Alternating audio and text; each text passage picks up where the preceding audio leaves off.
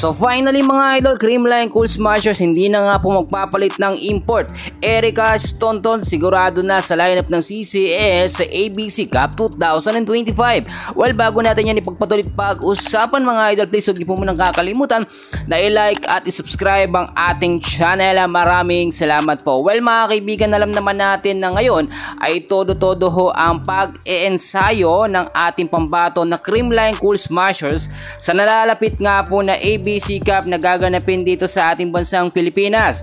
Bale sa April 20 to 27 yan mga idol, 7 days ho yan sa Phil Sports Arena. Well, napag-usapan natin na magiging lineup nga po ng Creamline Cool Smashers at yung magiging import. Lately, tinalakay natin na posible nga pong hindi matuloy si Erica Staunton na maging import nga po ng CCS dahil nga po sa kanyang busy schedules at sa paglaro niya. Pero ayon na rin sa latest na update ng Creamline Cool Smashers mga kaibigan ay hindi po sila magpapalit ng import.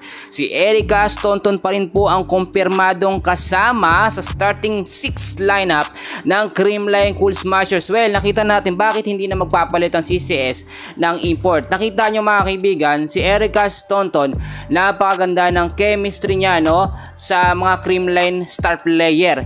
Yung sama-sama na yan mga kaibigan nung nakaraang FIBL na nagkampiyon ng CCS, kasama ho dyan si Erica Staunton. Yung chemistry, momentum na magkakasama sila, gamay na ni Erica. At nakita nyo so far, talagang matangkad dito at balakas na pangdepensa rin ng Creamline Cool Smashers.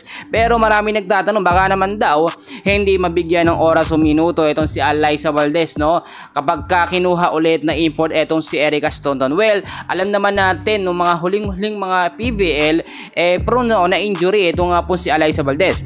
Pero ay na rin sa ating mga update na kasama pa rin talaga sigurado sa starting 6 lineups o sa starters ng CCS.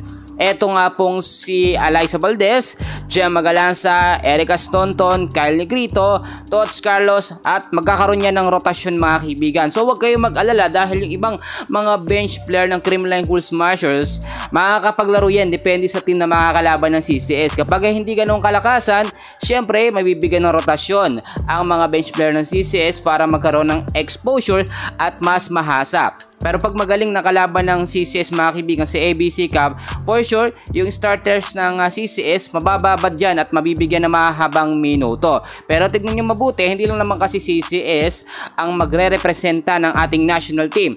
Maglalaro din mga kaibigan, eto nga pong Petrogas Angels. Posible din silang magkaharap. Tignan natin yung magiging sitwasyon. But for now, napakagandang balita nito para sa ating Creamline Cool Smashers. Huwag nyo kakalimutan na mag-like and subscribe. Meron pa tayong update mamaya. Maraming salamat po.